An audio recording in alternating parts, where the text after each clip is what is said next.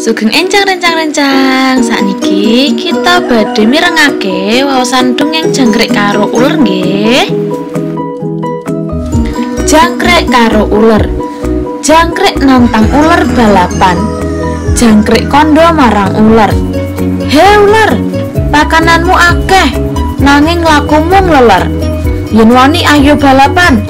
Uler semoyo. "Yen saiki aku ora wani. Entenono sesuk yen aku bisa mabur." Jangkrik guyu cekakaan karo kondo. "Hahaha, nganti kiamat kowe ora bakal bisa mabur." Uler mung meneng wae. Uler banjur poso, ora mangan, ora lelungan. Suwe-suwe uler malih dadi entung. Entung pecah dadi kupu. Kupu bisa mabur kanthi trengginas. Jangkrik weruh uler wis dadi kupu lan bisa mabur. Jangkrik kaget lan isin. Jangkrik ora sida ngajak balapan. Yen balapan, jangkrik mesti bakal kalah. Jangkrik ndelik ing ngisor watu.